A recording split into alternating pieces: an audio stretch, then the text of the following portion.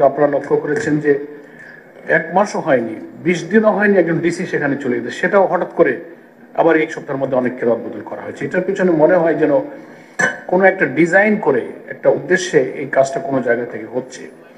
তো after declaration of schedule আমরা যেটা জানি, ইলেকশন কমিশনের আওতায় আসবে অনেক এখতিয়ার এবং দায়িত্ব, প্রশাসনের রদবদল ইত্যাদি। তো সবচেয়ে নিরপেক্ষ এবং আস্থা রাখার মতো একটা উপায় হলো যে লটারির মাধ্যমে ট্রান্সফার করে দেওয়া। যার যেখানে তকদিরে আছে সে চলে যাবে, এটা নিয়ে কোনো কোশ্চেন থাকে না। কিন্তু আমরা যখন এটা কথা আমরা মাননীয় প্রধান উপদেষ্টার সাথে এই বিষয়ে কথা বলেছিলাম যে আপনারা এরকম করেন, কোশ্চেন থাকবে না।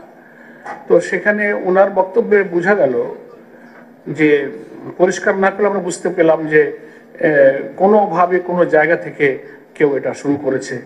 সেটা কি কোনো প্ল্যান কেউ করছেন, কেউ জানছেন কি জানছেন না, একেবারে কিছুটা অস্পষ্ট কথা ওনার থেকে বোঝা যায়।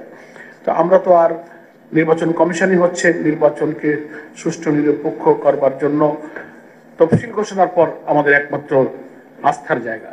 সেখানে আমরা একটু আপনাদের দৃষ্টি আকর্ষণ করলাম যে একটা চেঞ্জ। আমরা ইতিপূর্বে দু একটা ইলেকশন কমিশনের সময় দেখছি যে তফসিল ঘোষণার পরই একদিনে এক রাতে সব ডিসি, এসপি, পুলিশ সুপারদেরকে রদবদলের ঘটনা ঘটেছে, যাতে কিন্তু আস্থা রেখেছে, কমপ্লেন ছিল না।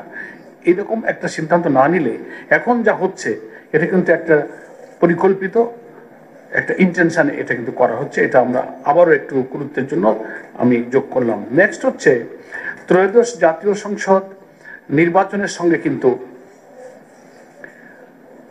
জুলাই জাতীয় সনদ এবং গণভোট, এই দুটো প্রশ্ন কিন্তু একেবারে খুবই প্রাসঙ্গিক এই ত্রয়োদশ জাতীয় সংসদ নির্বাচনের সঙ্গে। কিন্তু আপনাদের এই আচরণ বিধিতে ইভেন গতকালকে আপনারা প্রবাসীদের ভোটের ব্যাপারে যে প্রেজেন্টেশন করলেন এটা পরিষ্কার হয়নি। সেটা হচ্ছে যে একই দিনে গণভোট আর জাতীয় নির্বাচনের ঘোষণা প্রধান উপদেষ্টার ভাষণে এসেছে, গেজেটও সেটা এসছে।